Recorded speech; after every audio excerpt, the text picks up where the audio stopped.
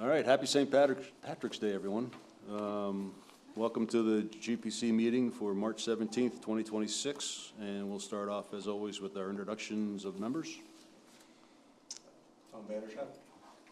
Tom Smith. Jane Evelyn. Dan Saunders. Anne Marie Martin. Mary Beth Gilbert, Select Board Rep. Galen Weibly, support staff. Nadia Crockett-Kern, support staff. All right, perfect. Welcome all. First thing on our agenda is approval of minutes, which we have a backlog on. Thank you, Lynn, for getting these to us. And I know that at least 4 of those were from the previous meeting that we deferred to this meeting to discuss. So, is the members ready to, or are the members ready to vote yes, yay or nay? Yes. Yes, all right, sounds good. So, I'm happy to, does anyone have any concerns with any of them in general? No. Good, No. so to streamline things, I'll be happy to take one motion to accept all the minutes that have been submitted and listed, which are for November 18th, 2025, December 9th, 2025, December 16th, 2025, January 20th, 2026, and February 3rd, 2026. I move that we accept the minutes from the previously mentioned Okay. days. Any Second. Any discussion? All in favor? I was only attended to February 3rd, so I Okay, think I have to abstain from the other ones. But yes, okay. All in favor? Aye. All right, perfect. Paul Hogan's here too. Okay, excellent. Good to hear you, Paul. All right, so next on our agenda is an update on the status of LDs relevant to the LUO in Kennebunkport. Any news? So the committee did meet today for 2173. They had a workshop session. I unfortunately was not able to attend that meeting. I had other conflicts today. So I wasn't able to go back to see what the results were, but I did talk to Representative Gear before that workshop session, and she wanted to give me an update on 2 proposed amendments that she was looking to introduce to the committee. One of those was regarding the density for outside of the growth zone, but has public sewer and water capacity, what the lot size requirements would be. And it looks like this would apply more to, like, I would say like the Goose Rocks Beach zone is what we would think of. It's outside the growth area. The proposal is that it would be 15,000 square feet for a single family and 20,000 square feet for a duplex for the lot size requirements. So that would change from Goose Rocks Beach from 40,000 down to 15 and 20 respectively, depending on the use. In addition, she's also introducing a amendment that we were again concerned about, was with the floodplain. And so there was a lot of discussion about that, and it looks like what the language will allow is for communities that want to opt in to excluding areas within the floodplain, coastal dune and coastal hazard areas of their community that the density requirements would not follow. So for most of Goose Rocks Beach, actually all of Goose Rocks Beach, would follow in those categories if we decide to say, if you're in these areas, you aren't meeting your density requirements, you can't build additional dwelling units at that point.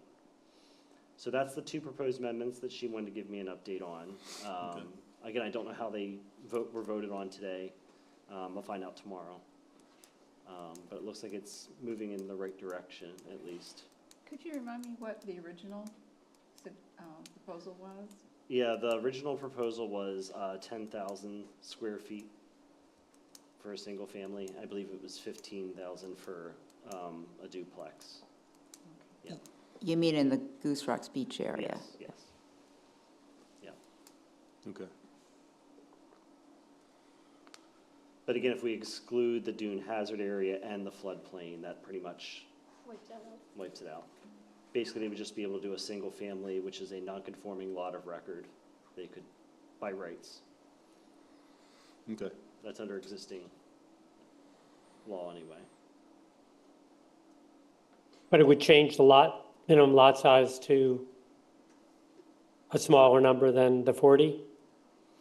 Again, I haven't Or- seen, I haven't seen how the language will look, but my understanding is we will then be able to opt in and say, we're excluding these areas from the density calculations.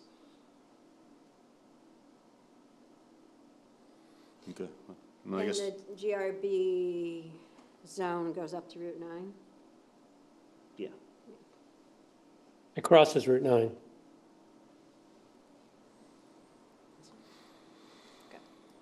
all right, well, that's, so no other, so I guess we'll have to wait to see what other amendments from other representatives possibly. Yeah. Okay. Yeah, there was a lot of Any discussions reference about that. to what was sent from the town on the town's behalf? I don't believe they accepted that amendment. Okay. Did they accept the letter and read it, or just not at all? Yeah, I don't. You have any idea? They don't really discuss any Yeah. public comment. I think they incorporate if, a legislator thinks that there's certainly something that is warranted here. Do we, But I didn't hear any discussion on that at all? at the public committees. All right. Yeah, we didn't get any response back. Did you get a response back? No. Did you check to see if it was posted?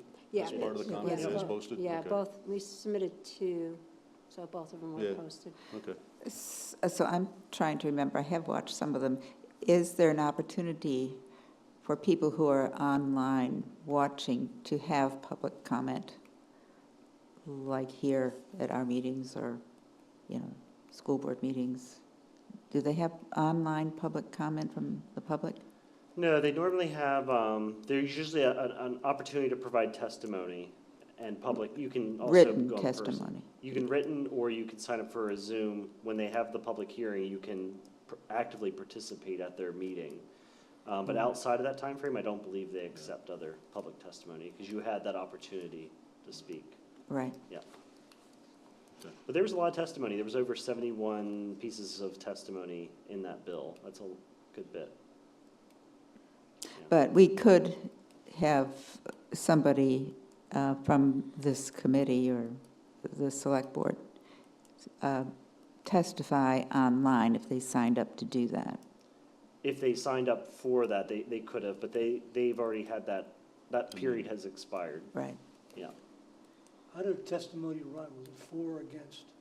It was a mixture, for and against, yeah. Roughly 50/50 or? I never took a breakdown of all that, but it's online if you want to check it out. I don't think they actually break it down online. You'd have to go You have to to go each check each- individual Yeah, you have to go to each one. one. Yeah, you have to do the legwork. Yeah. Read it, yeah. I know when I did that one time, it was about 10 out of 60 that were against. The rest were very positive on the changes for another bill that was passed. Okay.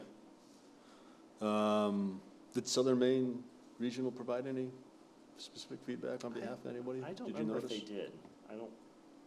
Jesus. I know the Portland Council of Governments did, Yeah. Greater Portland.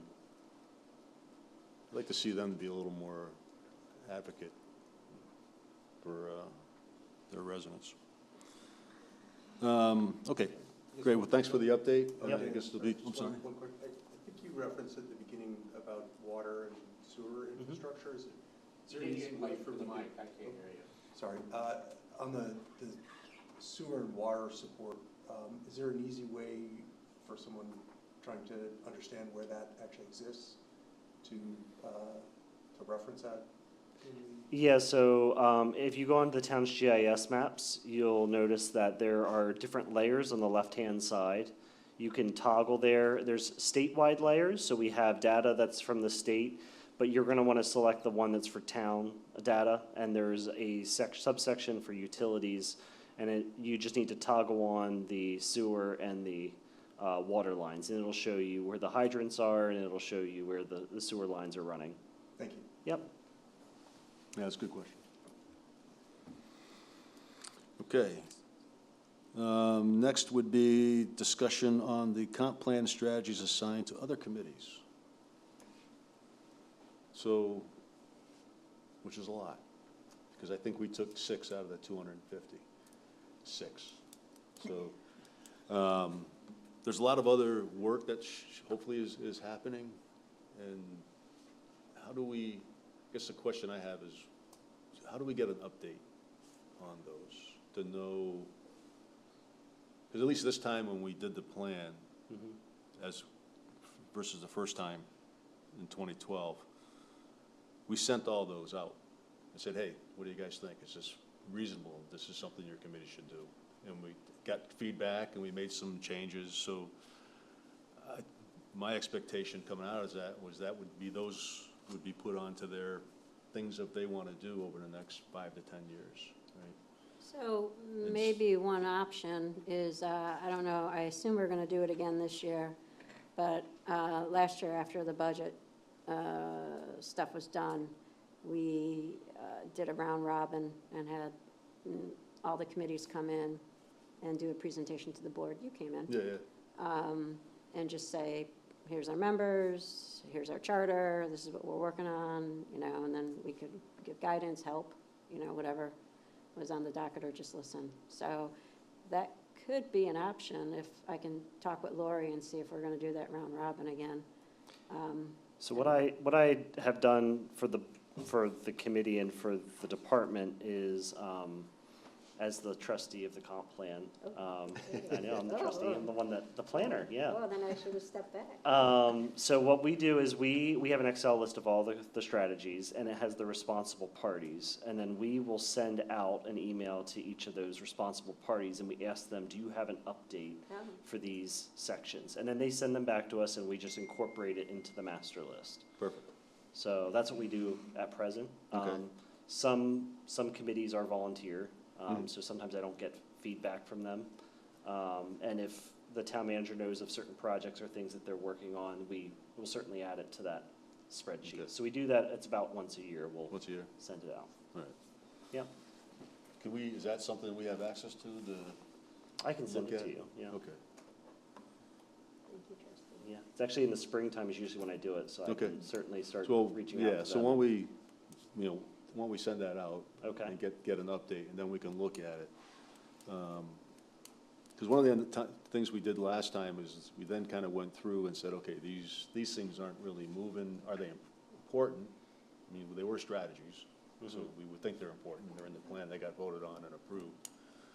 But at that point, maybe go through and risk rank them and see if there's some place where we need to provide support, right? To help push them through. Okay. Because that was kind of the idea, having that second page to have, didn't really get to where I envisioned, but it was a lot better than what it was before, that I'd have a working checklist of the things I gotta do for my committee, And I could sign them off, and then at the end, I'd get a bonus. Yeah, Yeah. yeah, Okay. yeah. Percent Money of zero talks. is, I think a percent of zero is 0, unless I did the math. All right. But we can say Your good job. bonus is you can remain on the committee for the next Yeah, year. the right? bonus is you did such a great job, you're promoted to Right. chair. You can do the GPC awards ceremony Yeah. and Gold Star. You buy first round at Ryan's tonight. Yeah. Is that on the agenda? All right, no, that didn't make it.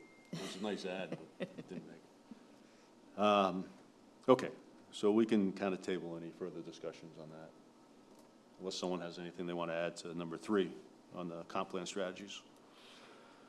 All right, next thing is stormwater. So I guess really our next step is in April, Yep. right? Okay. You'll have a joint meeting with the select board, and we'll bring Acorn Engineering in, and they'll do a presentation to both entities, and you guys can certainly ask questions to the expert in the room that we've worked with for many years, and hopefully you can reach a consensus of where you'd like to head with stormwater moving forward. That's the objective. Okay. Yeah. So What's would that be- date? That's April 14th, yeah. So I guess you guys need to decide as a group, do you want to meet the week before and also the week after when you're meeting on the 14th? That's just something to think about for your April meeting. Yeah, anything we need to, well, the April meeting I can't make, that 14th. That week I will be on the other side of the coast, Oh, of the country, on the left coast. So I don't think I even can join remotely, so I'll likely still be in the plant at that time. Anything we need as a committee to be prepared for, is it just open forum yeah, discussion? just open, Yeah. yeah, just to learn about and ask questions if you have questions about stormwater practices, what other towns, what has he seen in the field? Cost, you know, I'm assuming that's a question that people have. Yeah, I mean, I think, you know, what I gathered is we want to come up with something that is not going to require every resident, when they want to do something with their home, they'll go running to an engineer to develop something for them, right? That Yeah. hopefully it's some common sense type aspects of it that we can, you know, with some self-education, can implement as part of the design. And there may be cases where that can't be the case, right? You may have a complex piece of property, and no matter what you do, you're gonna run, if you do some development, you're gonna push stormwater to your neighbors, so that may require some additional. Yeah, I mean, I thought that's what we had done already. Obviously, that view was not, but what I think would be helpful to the committee is to look at what we proposed and to show the practical effect of what the proposal was for people. So if you were building a small addition to your garage, what was the proposal? Did it have an impact? If you were building, you know, a big great room larger than, I forget our square footage, 800. what was the impact upon you? If you were building a brand new house, you know, on a 3-acre parcel, what was the impact? Because we had those discussions, but I think it would be helpful to summarize that for us and for the Board of Selectmen. Yeah, Yes. I did share with Acorn, they asked, you know, what are you looking at for them to discuss? And I said, well, I know cost was a concern. They're concerned also about engineering cost and logistics. So he's going to cover all that in his discussion. I mean, I reached out to Larissa after that meeting, when you reported back, Mary Beth. I didn't watch the Board of Selectmen meeting, but essentially the concern was cost, regulatory cost, and because they had toured the same day the new Beechwood project, and regulatory cost was, you know, a factor there, maybe a significant factor. Caitlin, you could maybe correct anything I get wrong, but her perspective and was most of the cost that was maybe unforeseen or, you know, regulatory-wise was two things. A sprinkler system was required, which I guess could have been waived locally in a two-family. And the second was a road was required. And the road, because the road was required, it necessitated additional drainage because you were making a lot of land, you know, which could have just been left the way it was, or grass or whatever. It turned into road, and so much more of the property got eaten up, and therefore you had, when you did the drainage calculations, it required, you know, more care and more expense. Yeah, I think that what really drove the cost, especially for that site in particular, was the ledge. There was a lot of ledge, a lot of blasting that needed to occur. In fact, it ate all the contingency funds for the housing trust for this project. So that was really, you know, the site itself was just, it needed a lot of work to it to make it work. Yeah, I think Paul was commenting, because at the select board meeting, David had said, and it was using this as an example, so not that this site had the issues that we just ran, that the runoff regulatory would, it was just that it's regulations in general, and David was just saying, we've got to be cognizant of what we're doing in the town because, there was the 30,000 hit just because of the regulations that Paul went through, So I think that was, there was also the site stuff Right, that they ran into, I think that was the but- major cost. If you Yeah. look at the whole scope of things, No, yeah, that David was- was just talking yeah. about the regulation part that they had. And there was another thing too. What did the project contractor say? Oh, I know. It was the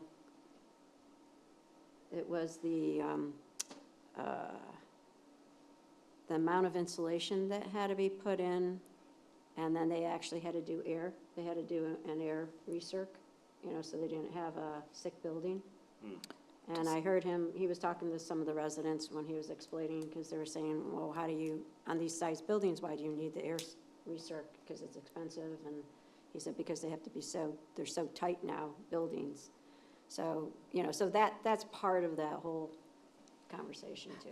I think he said that they're just doing that automatically on all buildings that they do now, Well, because they're also. But I think that's driven, Because of that's driven the by higher- state. Yeah, because of the higher insulation, so that they don't Right. get mold and they don't have Yeah. what they call the quote sick building. Yeah. So, Uh, okay, It's one of the advantages of an older home with a draft. yeah, Less mold. it keeps, less mold. More- And so, refresh my memory, do the individuals, when they're purchasing their home, they're purchasing the land as well, or not? No, that still belongs believe so. to the town. And my understanding is the housing trust still owns the land. The housing trust owns the land. So I know I had asked the question about, they have their own septic tanks, and then each building has their own, the septic tank goes into the Leach field. leach field. So there are 3 leach fields there. Are the leach fields owned by the individuals or by the housing trust? So if there needs to be a repair, say, to the leach field. Well, we should, I don't think Yeah. anyone should be speaking for the housing Yeah. trust. They Right, should- okay. they If should you want to go ask there. them, that's certainly a quite good Yeah. question to ask them. Right. Okay. So stormwater management will be next A couple, 14th. the 14th. Yeah. Okay. Any other discussion on stormwater management? I mean, there's no sense in talking about it now so much until we hear what Yeah. happens with Aircorn. Okay. Did you want to have the meeting on April 7th? Because that is your next Well, I think scheduled the meeting. other business, I'll bring up just the chat, and then we can talk about whether we do so or not, right? Because the clock's ticking, to where 1829 has to be put into law, right? 2027, Or- yep. Right, so if 2027. the fix-it bill fails, doesn't go through, we've got this other one sitting out there saying we gotta do all these wonderful things that the state feels is great and will build a tremendous amount of housing. And our clock to get anything changed is gonna be, I think, July July 1st, 2027, right? Yeah. So- Which means we gotta be done by February 2027, which is less than a year away. They usually have to send the draft So- language to Tracy in January. Yeah, Yeah. okay, so even less. Yeah. So we don't have to maybe answer this here, but if this 2173 fails, or it passes, but it only addresses like 3 out of the 13 things we think are concerns, how do we address those other ones within the time frame we have left? Is a concern I have. And does the Board of Selectmen want us to address those or not, right? I mean, I don't want to waste time trying to do that if it's not really supported and we're going to, Well, I can take that back to the board. yeah, I think it'd be a good thing to have. I'll take that back to the board and bring that back to them, and I'll give them, I'll talk to them, and then we'll discuss for direction.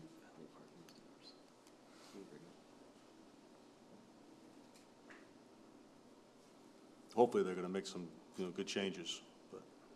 I think, it'll be interesting if there's any more than what Galen had outlined, If you read through a lot of the comments, Yeah. they did get a variety of feedback from, different types of entities within the state of Maine. They got from the fire chiefs and, whatnot. Yeah, well, sure, the fire chiefs, that would be, So, because if you really increase that amount of development within that tight space and take away a site that's town's right to request sprinkler protection, you can, could have quite a catastrophe pretty quickly from a fire, spreading from one building to the next. yeah. Well, the board already took one step, right? With Yeah. not going forward with the parking. So we've already sort of put our flag in the ground. Yeah. Um, So we could take more stabs. Yeah, so I think we just have to go back and, I think, the guidance to the board might be to, they're gonna have to probably wait and see what 2173 is, what the fix-it bill is or isn't. And then probably, hear back from Galen. Probably be good for at least you, the chair, to be there. And then talk through with the board on what the direction is for this group. In the fix-it bill, they weren't talking about doing an extension, were they? They did do an extension for council form of Council. governments to the same deadline of July 1st of 2027. So, yeah, we didn't get Why an did they do extension. both, do you think? I mean, there's a No. reason why you have them different, because of the decision-making time. I think it's Yeah. probably the fix-it bill, because Yeah. those guys were up right away. Yeah. So they wouldn't have had the fix-it bill information. They were June this year, I thought. They Yeah. had- Yeah. They didn't have much Yeah. time to. Yeah. Yeah. they No, weren't. I know, but, okay. So what you're saying is that they should have pushed us out another year? Yeah, I Yeah. mean, it's a no-brainer, to be Yeah. honest. Okay. All right, anyone else have other business they'd like to bring up? I guess just on that point, do you think most municipalities are gonna be compliant with that time frame? I don't have a crystal ball. I don't know. Every town is different, so I don't know how they're going to comply. I know a lot of towns that are council form of government, they're already having those community conversations right now. But I don't know how many are going to opt to comply and not. That's, And if they're not, what are the penalties? you get taken to court. Yeah, So, yeah, so if somebody came in, be a developer Filed a taking this to permit. court. Yeah, no, I understand, Yeah. but it's, Right. I think there are conversations we need to have as a community on, definitely the growth area, if we want to make modifications to that, regardless if changing the density. Historical design standards, I know that was something that we still had in the back burner besides stormwater, was something of an interest for the community. And I think those are still conversations that are worth having, just to put something in before the change happens on July 1st. I think the historical design standard is interesting. So Paul sent us that article. I forwarded that to the board, too. Oh, in Fairfax? Yeah, the lovely building, That was really an interesting article. the neighborhood love, Yeah, Yeah. just the apartment complex. yeah. Yeah. And I think that was the look and feel. I think that would be interesting for the board to find out sometime, after this team digests it in terms of what does it mean? I mean, I don't think there would be appetite to tell somebody what house color to paint or that you have to use this type of window. But I think it would be interesting I think you were going to bring some people in to talk, right, to us? Yep. Yeah, and that would be, I think, interesting for this group to get an understanding and see what you think. I looked at the regulations for Fairfax, for that area. There weren't restrictions sufficient to prevent what was being developed, but what was, I think, disappointing was to see the impingement on the adjoining abutting lot, 7 inches or something that they overbuilt, and that it didn't have, Seven code. and a quarter. 7 1/4, and it took the, you ended up with the height. So I know that there's language in some of the the proposed changes to, for workforce and affordable housing with regards to height. But I not, I felt that it really wouldn't be a bad idea to go through what we currently have to ensure that what happened, can happen, and did in this Fairfax community, doesn't happen here, so that we do have a fallback, which, if it goes to court, we have guidelines and restrictions that they had known ahead of time before they developed. So and right now in our port area, in our growth area, could you have a flat roof? No. You can't, if it is a non-conforming lot, you have to have a pitch. I believe it's 3 to 1. Okay. And that will still hold with the, Because that's why we had it in there, was for the whole Goose Rocks Right. beach issue, where the the two flat ones went Yeah. in. So after that, we put in for non-conforming lots, but if you're a conforming lot, you can have a flat roof if you choose. So are you a conforming lot if the lot size goes to the, so what designates conforming now? Does the 21, I forget my numbers now. 73. Yeah, 2173 and the bill. 1829. 1829. Yeah. Does 1829 become the new standard of what's conforming or not? that's technically, that would be the lot size for that area. So they would be conforming then, at that point. The other thing I will So wait, mention- finish that one for me. Yeah. So that means they could Yes, go flat Yes. in the growth area? yes. Okay. Something Because it that, only dealt with non-conforming lots, that's the only Right. thing. So it dealt once with. 1829 goes in, then those lots basically become conforming. Correct. And then, okay, so those are the things that we would want to try to protect, right? We wouldn't want a whole bunch of flat roof buildings in our port. one thing that I don't know that we may consider, when we lived in California, we lived in a town that had small lots. The houses were right next to each other.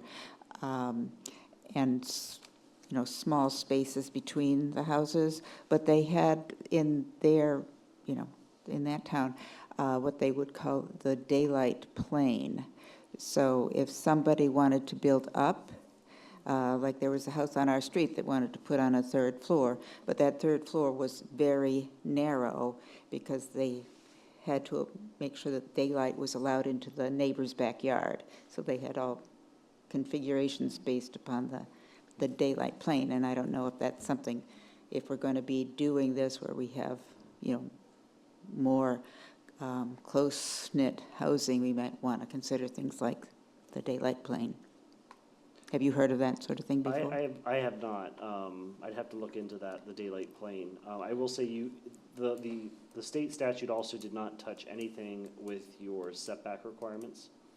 So you could modify your setback requirements that it would be not conducive to build on a small lot. You could do that if you so choose. You could increase what, the setback? Is that what you're saying? But bear in mind when you do that, that you could make existing lots non-conforming. Right. But they didn't touch that, they didn't touch your square footage, so your lot coverage. You can still regulate and change that, just building height and then your lot size right now. So can I ask, when we're talking about Goose Rocks, and it sounded with this proposed increase in the lot or for the building area for an additional unit, is it possible to subdivide that down the road, have a situation where you have, what was it, 20,000, so it would be 10,000 and 10,000, and then you'd have ultimately down the road perhaps subdividing it? Is there any sort of restriction that we can see in what we currently have that would prevent that would require that, maybe even like a Sewage When condominium? you're stuff saying right now. subdivide, but Which, it- creating you- two lots from this 20,000 parcel, which now has 2 units on it, and then down the road, there's a desire to subdivide that, separate that out, sell them separately, because they'll sell for more perhaps as You can- individual lots. You can certainly condoize the ownership, but I don't know if you would be able to split those, because they're attached to each other. That'd be running the property line through the middle of the house. I don't think that's, Oh, you're creating a nonconformity at that point. We wouldn't allow that. oh, I'm envisioning two separate units being built on 20,000. But the state statute said that it was 20,000 for a two-family, Oh, okay, not I single. missed that, all Yeah. right. Single Yeah. family is 15,000, is what Okay. the proposed amendment is. Okay. Mhm. Yeah.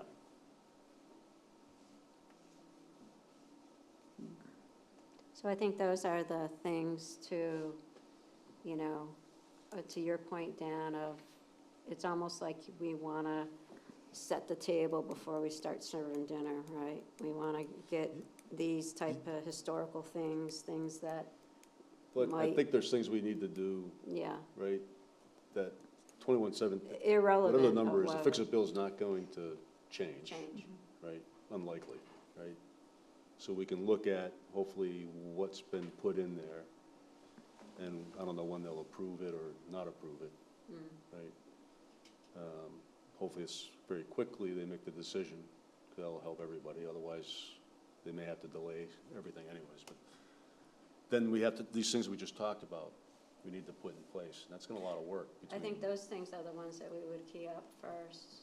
I mean, I think the historical, not a very draconian historical thing, but more with an eye for keeping character within the town, right? So not some, that's why it'd be interesting to talk to the people that do this for a living, to see if there's a cut, if there's a lane with that type of view, where we don't care about paint color, we don't care about what type of windows or doors, we just want a feel of the town, of the port, versus having a flat roof, straight up, down,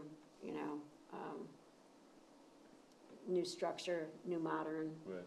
if that, because it would have to go to the town anyways for vote, so it would be, the residents would have to decide if that's truly what they want to do. Right. I think that would be a potential one, and the other is, where I get concerned is with our comp plan, because we talk about our growth area and what it is, that if we decide we want to change our growth area, we got to change our comp plan. If we got to change our comp plan, I'm worried that if we send that all to the state, they'll then say, well, this doesn't meet current regulations, which is Elton, 1829, right? Is that the right one? But I don't know what that actually, That'd be a good question. I don't know. Can we just send a portion of our plan that we're changing, or do We have can to do an send- amendment. We can do an yes. amendment? right, Yes. and I think that would be worth, because last time when we 'Cause brought we it up, didn't- somebody brought that up, and I couldn't really follow where you guys were going with that. Because we did do an amendment the state came back but wanted some changes, we cleared that up. Yeah, And so I think that is sort of a, well, that got, we made changes so that the state would be would approve accepted, it, yeah. right? But we haven't done anything since then. We just have a state-approved plan. it would be good to get some guidance on, I don't know if it's Southern Maine Planning and Development or legal or whomever, to say, is that an avenue? Or if you know that we can. You can amend your comp plan, you can amend the growth maps. We just need to submit the amendment material to them and see what their review is. I also have to look how old your data is in your comp plan, because sometimes they request updates to the data. So that can throw things. 2 years ago, it would have went through. Yeah, I'd have to contact the Well, state. at least and ask them. the census, I think we had the census information Yeah, from 2020, so. I think the data's good for 2 years, so So- I'd have to go talk to the state Okay. and get guidance on that. What's your Okay. thoughts about, what do you guys envision, or what are you thinking about the growth area? Well, we set that growth area very broadly with the expectation that really the rest of the current state laws at the time would sort of keep the growth where it was available, right? And not try to get very specific into certain spots and say, this is where we want development, just on these years. Like, we want only in Village Parcel, we want it only over on this section, and identify those different spots where it could be allowed. And it would make sense. It has access to infrastructure. Okay, so you're Right. looking to go instead of I think what I understood from before, you guys did where there's water sewer access right now, plus 1,000 feet or whatever Right, the. 1,000 feet. 1,000 feet. So that was your, and so now you're saying, That was- okay, Yes. because we understand now what they're doing with growth areas, that, you know, Like you pulled Dock Square out of it. yeah, Right, so there's no the, sense, yeah, we don't want to have, it was limited anyways, we didn't think anyone would have, but then when you start forcing the change in lot size, that might change, right, right? So Right. that wasn't the intent. right. Right. So the point is that what we thought the growth area was gonna, what our interpretation of what growth meant, and then now what it's evolved to is different. Right. And we have to now have a response back to say, But we'd have to all recognize, though, that even if we changed all that, even if we said the village parcel is the only place where we want to do growth, right? All the rest of that area is all on city sewer and water, and so all those lot sizes are gonna be made smaller anyways, for the most part. why? And the state's not going to approve a comp plan that you, with you directing all your growth in that area, they're going to look at the land area and say that's not adequate land area Yeah, to suffice. So we'd growth. have to meet Right. whatever the requirement is, and I don't know what, and we certainly met it with what we had. What, yeah, what I would don't be know how the, small we can make it. And it would certainly have to be reasonable, the reasons why we want to So do it'd that. be interesting to see what the answer is in terms of how small, like what is, if the state has a percent that has to be growth, it would be interesting to understand that, because then that would say, okay, here's our current growth area, and, you know, maybe we remove, you know, I'm just making stuff up, but maybe we remove, you know, Ocean Ave and the port, because we can, you know, and we can get some other areas that are really high flood areas Mhm. out, and then we can't touch anything else because we need this square footage, right? And so it could just be a boundary condition if we could Yeah. find it. Is that information available, or is it hidden, or not hidden, but is it something that we can't get access to? It's in the Growth Management Act, Okay. yeah. The other thing you can think about too is South Portland, they're doing it is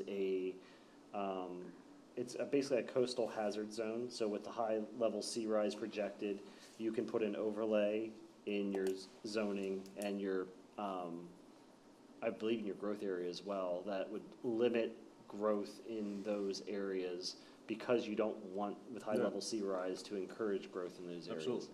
So we can look at that too. Those are all options. So Can I there ask a was, question Should we- about the ultimate decision-making process? We first started discussing this, I got the impression that the state was gonna make a decision that applied to everywhere throughout the state uniformly. The more I listen, the more I think it can be tailored to individual communities within the state.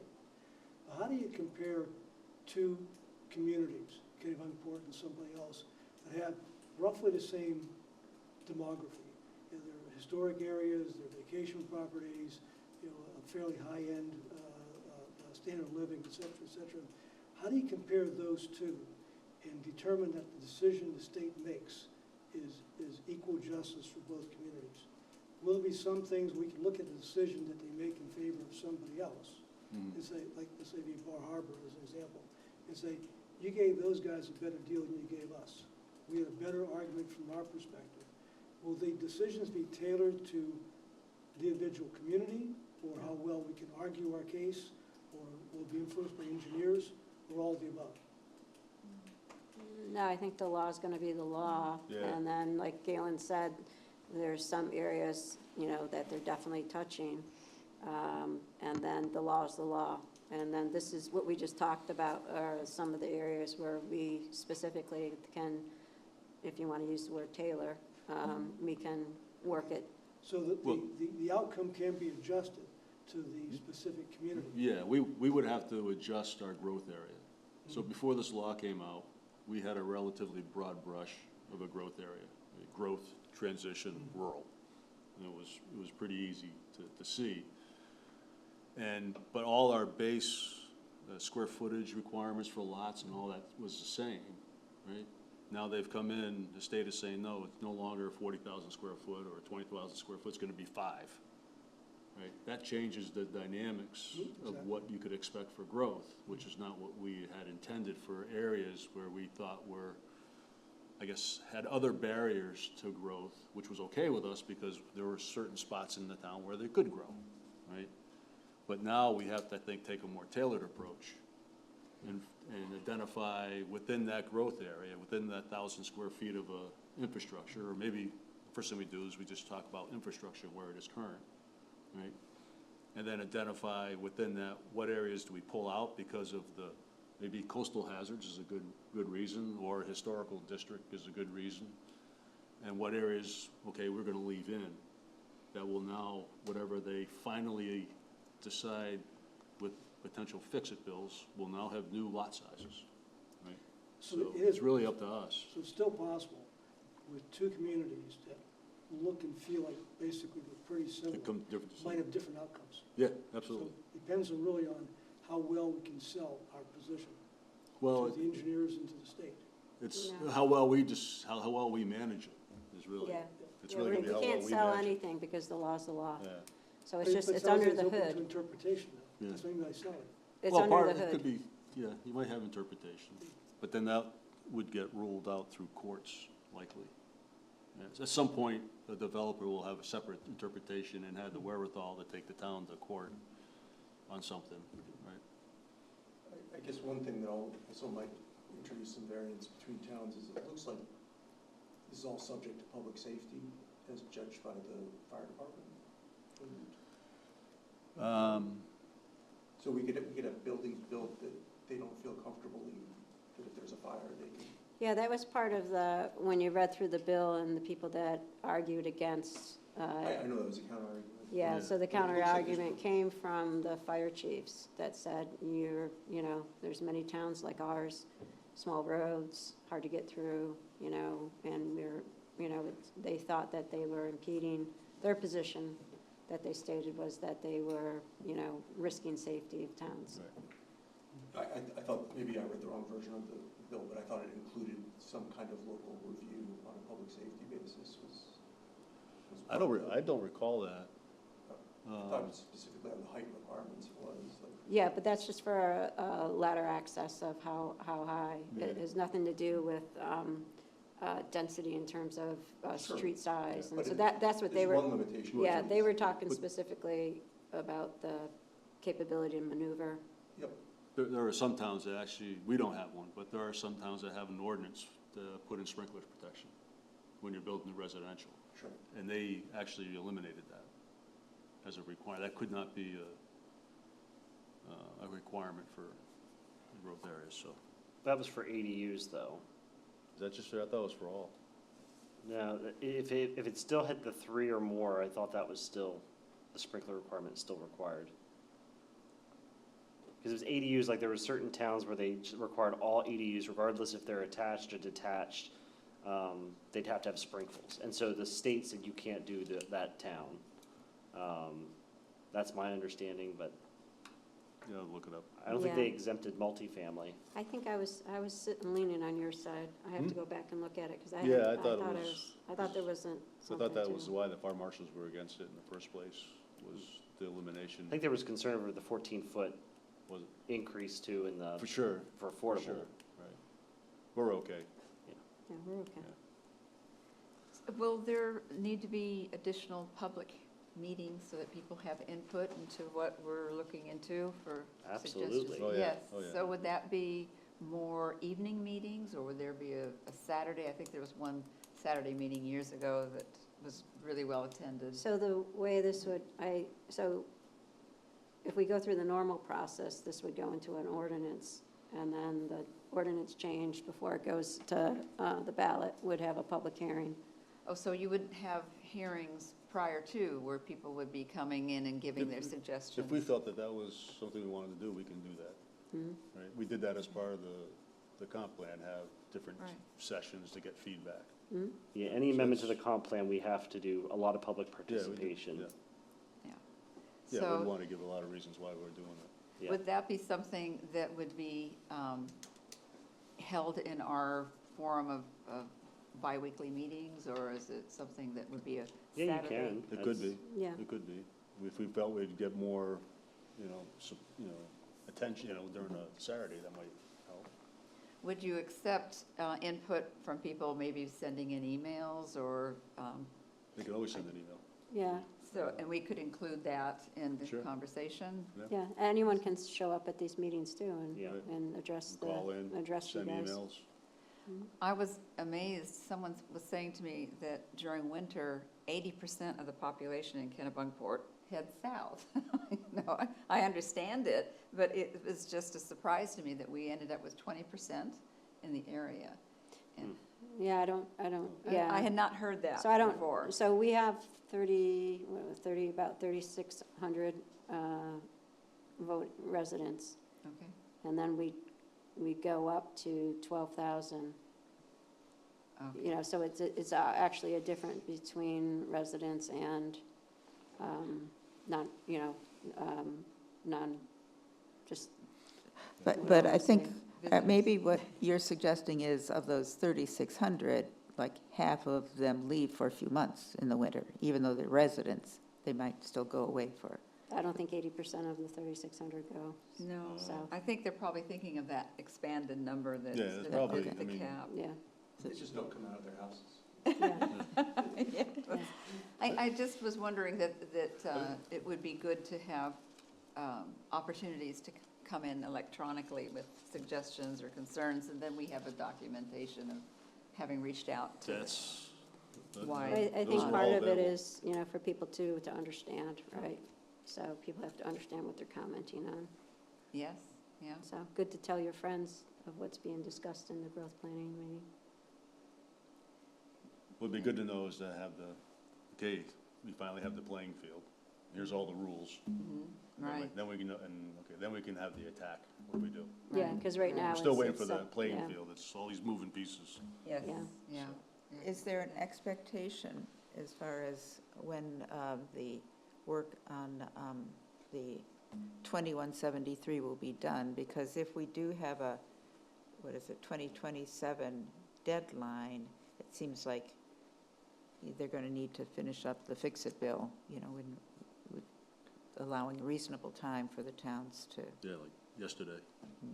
If I was a betting man, I would assume it would be end of April, you would have your answer. Then there'll be a second request for a fix-it bill. 2173A. Yay. Okay.